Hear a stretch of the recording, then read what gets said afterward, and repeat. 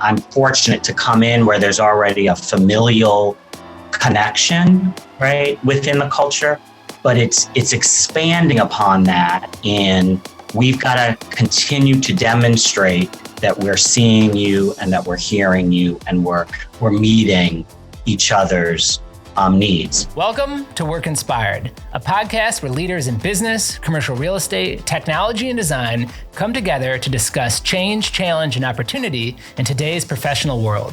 This show is powered by BOS, a leader in commercial interiors. The team of workplace experts at BOS is equipped and ready to help you navigate the path to your next workspace. Whether you're a seasoned leader or just starting out in your career, you're going to learn something new today. So sit back, relax, enjoy, and get ready to work inspired.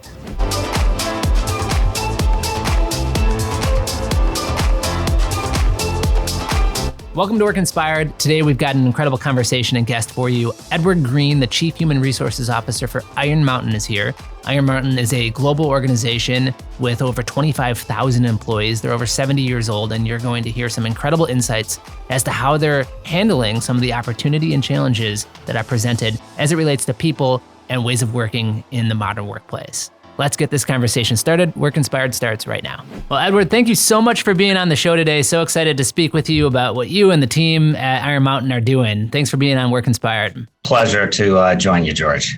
So every guest that we've had on the show, and we've done over 70 episodes now, we've kind of started off with their professional story. You don't have to give me every detail, but tell me a little bit about your career and how you got to what you're doing today. How much time do you have, George? In my current role, I have the pleasure of being the Executive Vice President and Chief Human Resources Officer here at Iron Mountain, reporting to the CEO and, responsible for all things people related. So as you think about strategy, culture, DEI, comp, you know it. I have responsibility for all of it. As to how I got here, I sometimes wonder myself, because I am a labor and employment lawyer by training, practice for a number of years, and really fell into the space of really the importance of people and organization. And so I've spent about 13 years at a place called Fidelity Investments here in Boston, really both in the HR capacity as well as in the business. I had that rare kind of combination and kind of moved through the kind of HR ranks, was with a company called Voya Financial, which used to be under the tag of ING. Then journeyed to a company called FactSet Research, which is another awesome company where I was a CHRO there, and am now here at Iron Mountain. Very cool. A lot of experience in the people space, and obviously human resources and people leaders have always been very important. But I think throughout the pandemic, and now as we emerge, we feel like we're emerging from most parts of the pandemic. Obviously, head of human resources, chief people officer, you're kind of taking a center stage. People related opportunities and challenges are more prevalent or more, I think, I don't know, at the forefront than they've ever been before. Clearly, it's a hard time to hire people, and retaining talent's very important. But we've also struggled with some burnout and some challenges with new ways of working. So interested to speak with you today and get your insight and perspective. For those who don't know, though, let's start. Tell me a little bit about what Iron Mountain does. Happy to, George. I would like to say, though, your commentary related to kind of the importance of the role of HR in this current environment, quite frankly, it's long overdue. Mm-hmm. So one of the positives out of COVID, as we're still working our way out of, it's dangerous to say that we're through it, because we're not.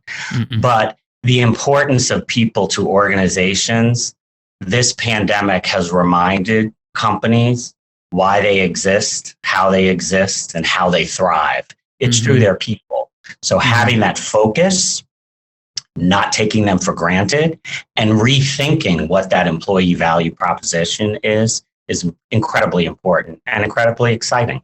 Yeah, you're right. I mean, we deal with space. We are a company that helps organizations create workspaces, and people have always been the most important investment an organization can make and their most valuable asset. But more so than ever before, people leaders have been part of that space decision-making process. You guys are a technology company. They've been part of the technology conversation because of the acceleration and utilization of technology throughout the pandemic. So yes, long overdue, but certainly in the spotlight today and probably will be. I don't think this is a temporary thing. I think now the emphasis on people is here to stay. So yeah, very, very excited to pick your brain today, since you guys are an organization with over 20,000 employees, correct?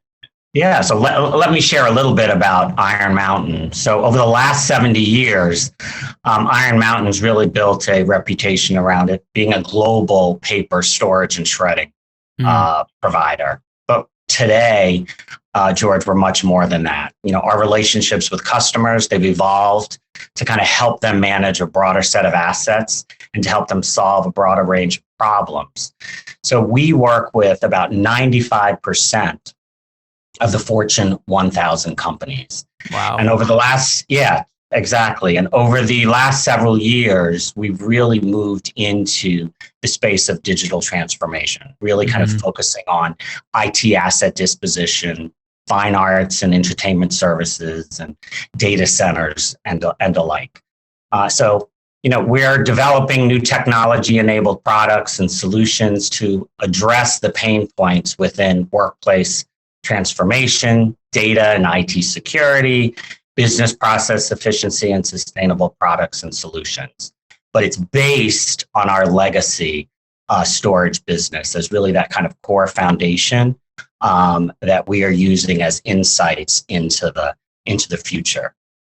Specifically to kind of Iron Mountain's kind of corporate culture, as I mentioned, we're 70 years old, so there's a strong track record. And I shouldn't say 70 years old. We're 70 years young. And it really is the spirit of the mountaineers, which is how we refer to ourselves. We have more than 25,000 globally. And it is this special culture, George, that has this like innate desire to serve.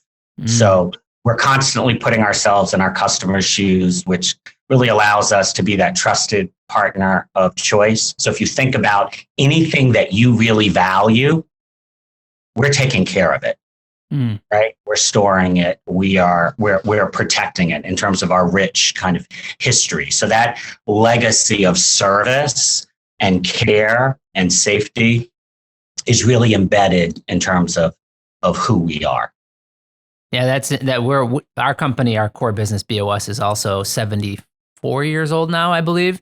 So I understand that, and especially when you say a legacy of keeping safe or protecting things that are important, I think that obviously bodes well for you that you've got 7 decades of being able to say that you've done that well. As you talk about digital transformation, though, and some change, basically, how is that impacting your culture? Are you able to kind of keep the core foundation of what has been the corporate culture for so many years and add on to that? Or are you seeing the culture itself transform in some ways?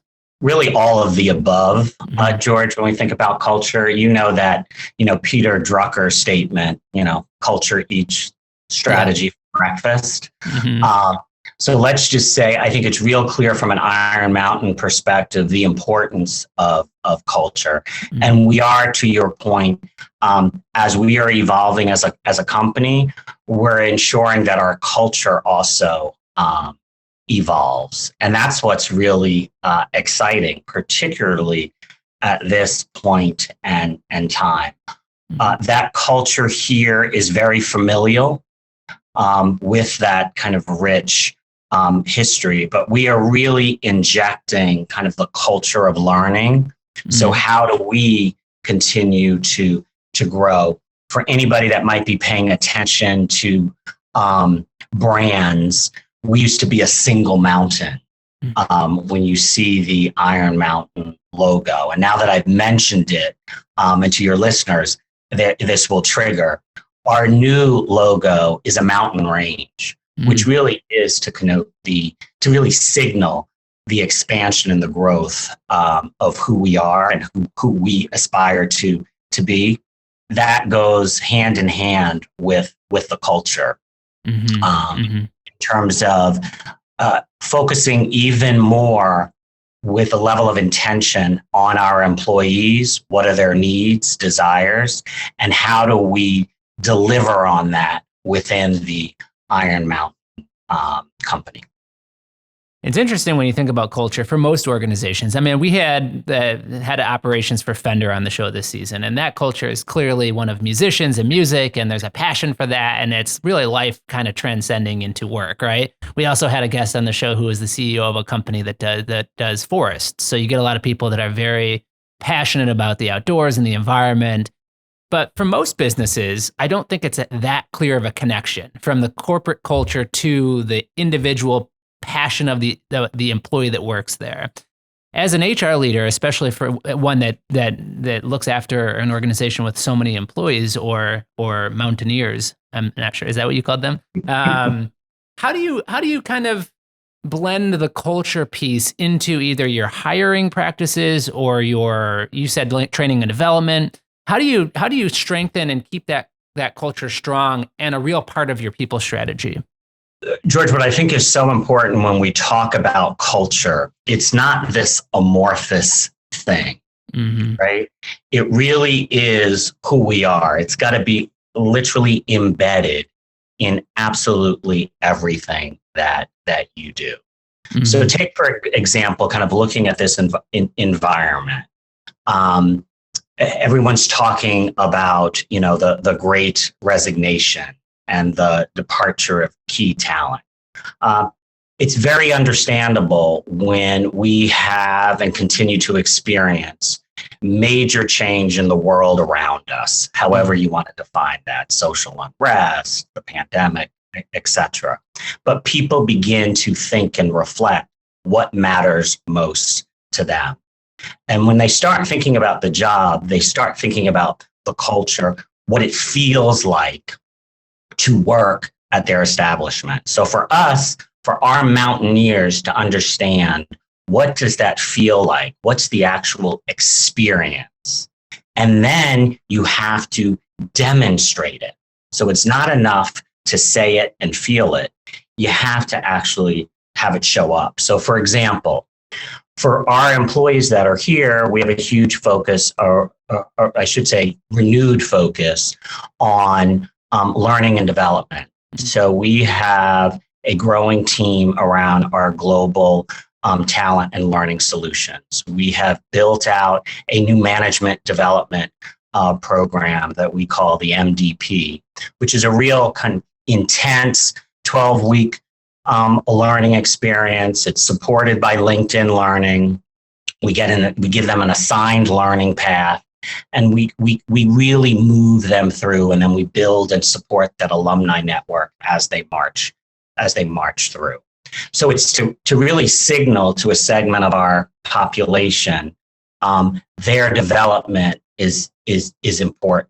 Seeing what they are trying to do and supporting them on that journey.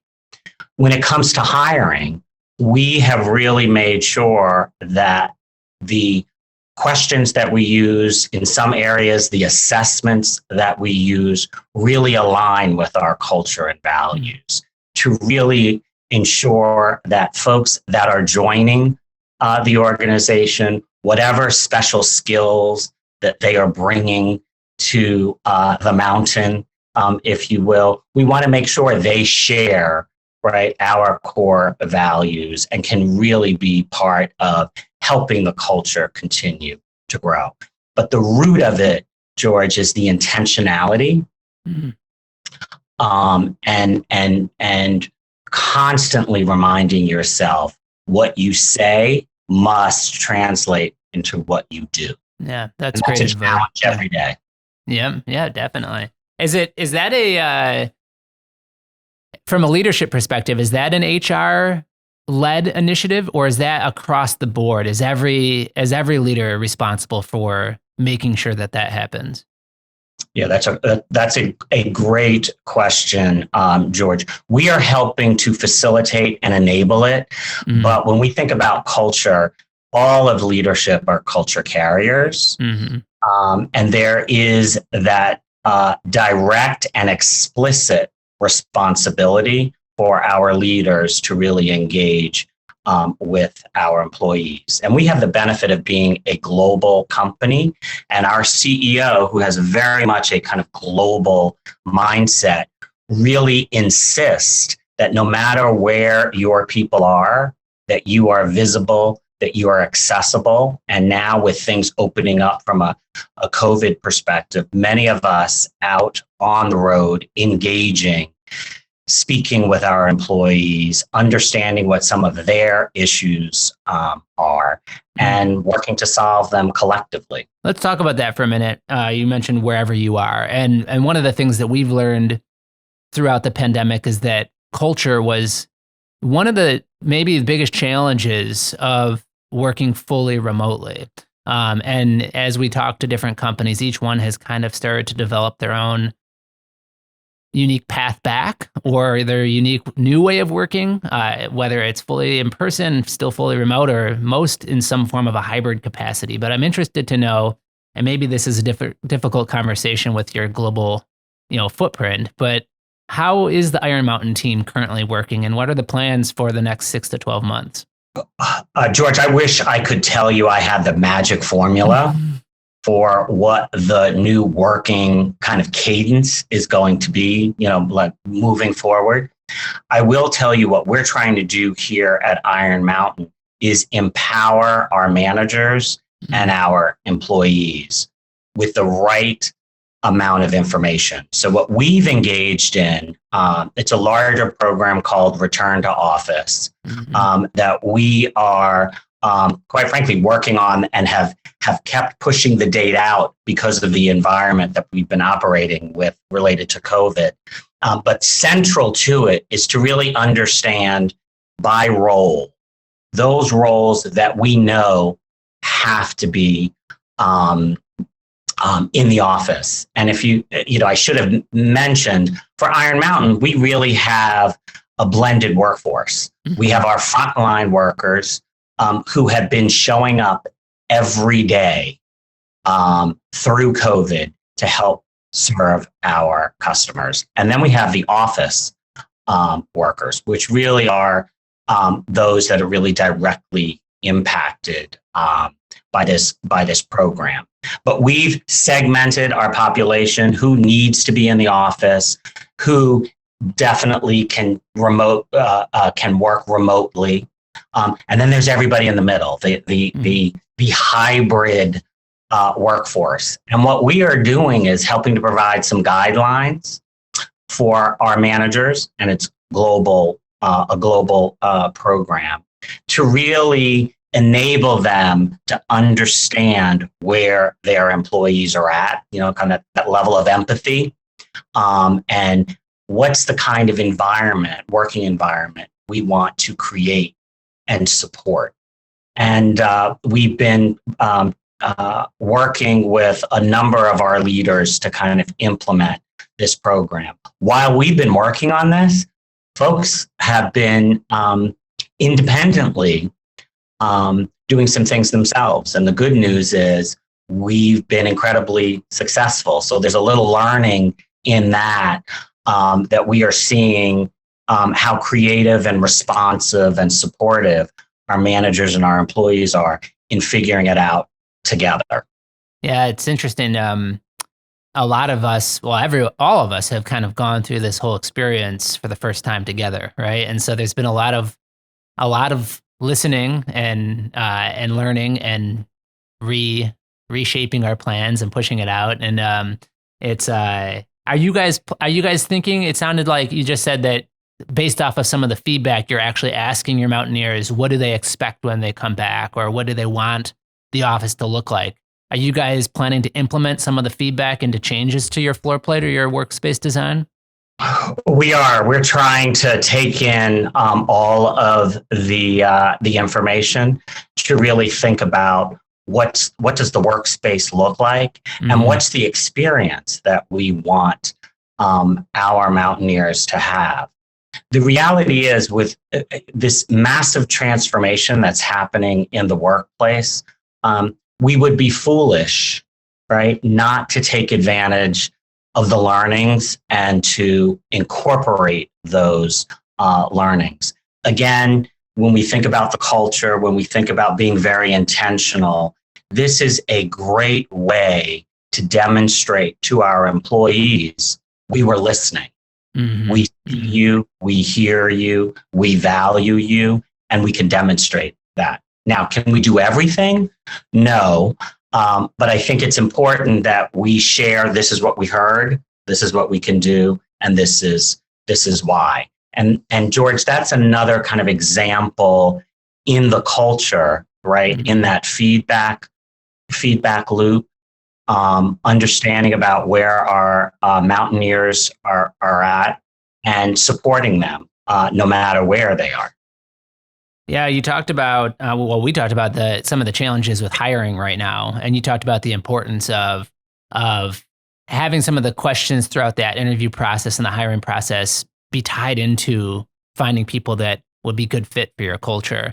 As it relates to location, though, especially as you figure out your plans, are you hiring people that are in the vicinity and could access your office spaces for the most part? Or have you expanded out to hire people in remote areas that, unless they moved, would never have the ability to get to an in-person experience down the road? I'm interested to know, how does this kind of planning phase that you're in for return to office impact your hiring decisions? We actually look at that impacted population.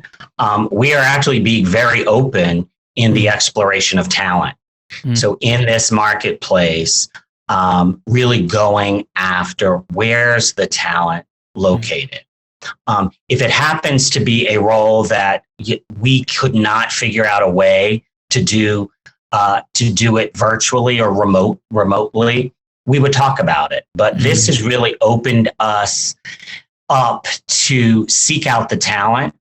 I will tell you for myself, we're a global company. So the reality is your talent is going to be everywhere. We are very agile in kind of that space to begin with. We're a Google company. We're on Google Meets all the time.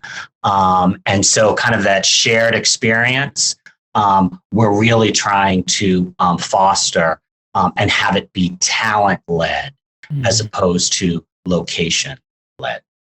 Very, very interesting. We talked about the importance now on people leaders. Not to say that they weren't important before, but the renewed importance, or the it's about time importance. Tell me some of the ways that a people leader and the role of a people leader has changed over the course of the pandemic. I think for our people leaders, historically, I think the people leader was in charge in the sense it was from their perspective. I think this current environment has really shown our people leaders that you need to understand who you're hiring. You need to understand what their motivations are, what they're trying to achieve, and really engage more in a dialogue that's a two-way dialogue, as opposed to here's the job, here's where it's located, here's how we do it, etc. It's much more of, I see you, I understand you, how do we achieve kind of that mutual success? And it does require building that relationship. And I think that's the real challenge. Not all leaders are created equal, which I'm sure you know. And I think it's forced our leaders to think twice, right? What is the offering? And how do we communicate that? And then how do we demonstrate that? And learning to be a little more flexible, still having,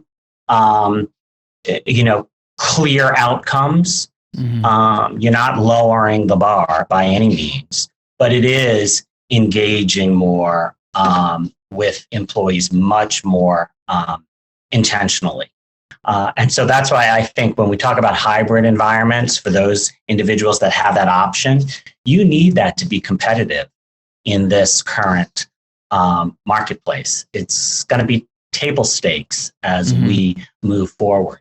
When you think about learning and development, right? There is that expectation that if I come to your company, what is the learning path? What's the career path? Where does it go? So it forces our leaders to have to lean in and keep that relationship going, because it's a relationship. It cannot be transactional. And so for those companies that are very transactional with their employees, the employees are leaving at a faster clip because they have options. Yeah, it's a full plate, it seems like. You know, you've got the hybrid, you've got the work culture piece, you've got the training and development, the well-being, whether it's physical or mental or emotional, total well-being, you've got DEI. There's so many aspects now that are so important. I feel like you look at the top trends in modern working, and so many of them are directly related to people, you know? And so you're a busy guy. Well, so George, I would just supplement an answer for you when we think about culture, right? So a lot of folks think, oh my goodness, there's so much on our people leaders. I would urge us to step all the way back, because really what we're talking about is, how do you establish a relationship? It's that invitation into your company, into your home, right? And what's the experience, right? And what are you going to actually achieve?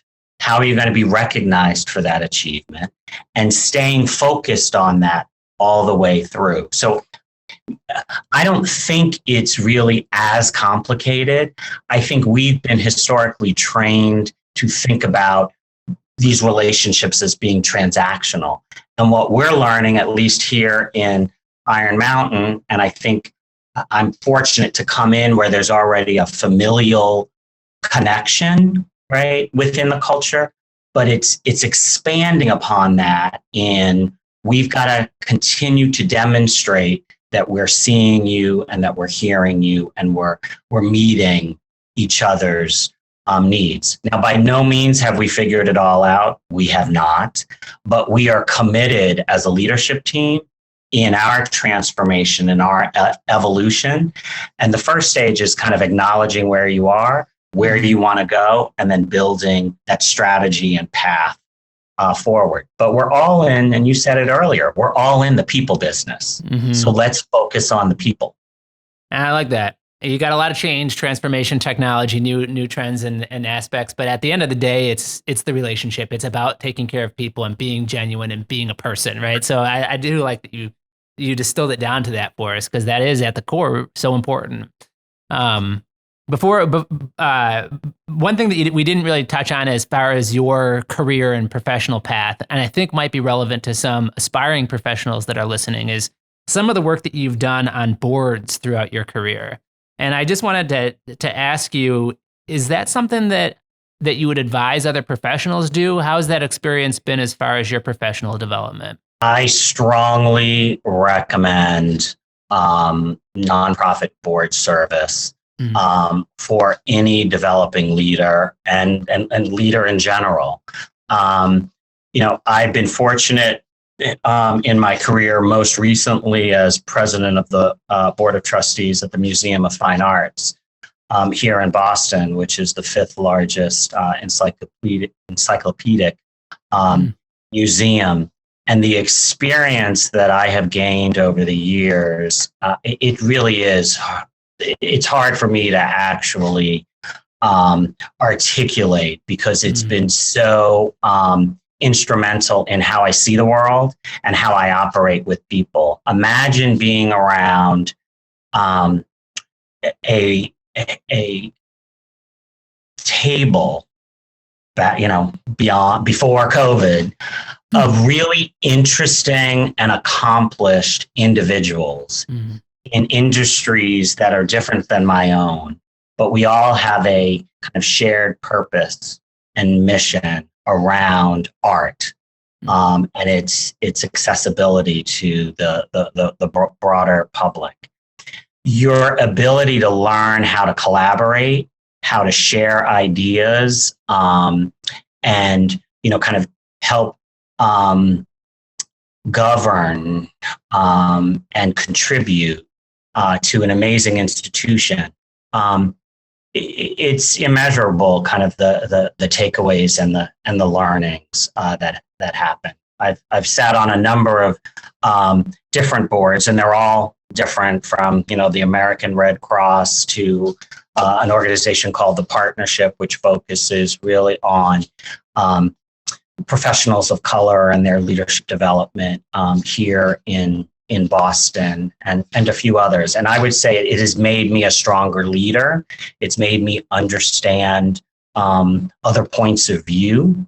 And I've been able to kind of bring that to every organization that I've worked for. And I'm fortunate here at Iron Mountain that they are so supportive of some of that significant work. Yeah, it sounds like it's a great way to not only, obviously you develop yourself professionally and personally, and you are able to bring that back to your current career and position. So as you talk about training and development, it seems like an important piece of it for a leader, especially. So I appreciate that perspective.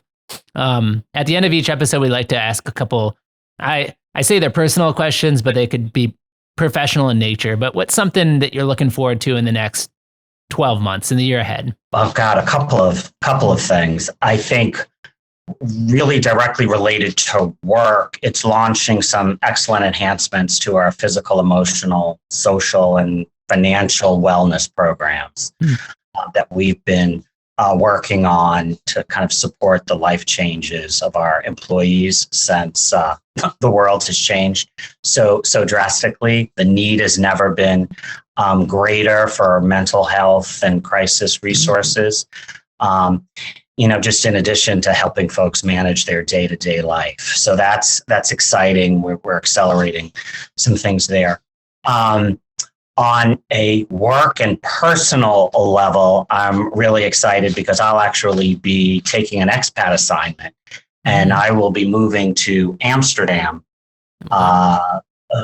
later this year for a couple of years. We're a global company, George, and my CEO and I, when I was hired about 19 months ago, we talked about that global experience and really wanting to have some of our global leaders truly outside of the U.S. So extremely excited to also message to our employees, right, that we are truly a global company. And so I will have expanded responsibilities in terms of being on the ground in Europe and in Asia to really identify and cultivate the tremendous talent that we have in the global marketplace. That is exciting. Sounds like an adventure and some incredible travel ahead for you. So very cool. We talked about the boards being an incredible resource for you. Is there anything else that you could recommend to aspiring professionals or other leaders that's been useful to you in your career, book, podcast, networking group? Anything that you can share there? The best advice that was kind of given to me is to be open to opportunities. Really. And it sounds so simple, but if you really take stock on, people's immediate reaction to certain things, you have that gut reaction. Sometimes it's pause, push the pause button, right? And be open to the idea.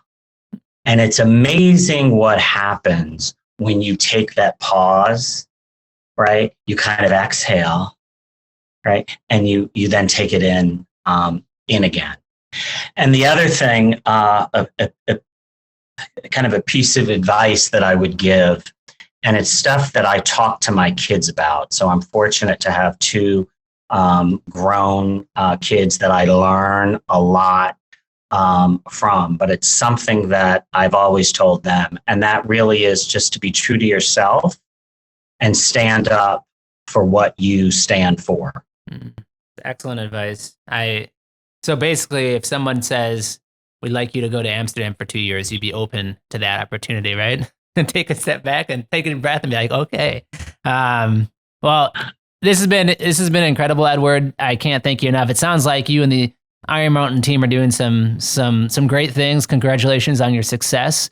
Looking forward to following you on social media, on LinkedIn, to keep kind of tabs of your world travels coming up here. But really appreciate your time and insight on our show today. George, absolute pleasure. Appreciate the opportunity to have a dialogue. Thanks so much. Thanks for listening. If you enjoyed this conversation, please take a moment to rate our show. If you haven't already, be sure to subscribe to the Work Inspired podcast so that you don't miss any of the incredible guests we have planned for upcoming episodes. We'll continue to find the best and brightest minds in business so that you can learn, grow, and succeed, and so that we can all work inspired.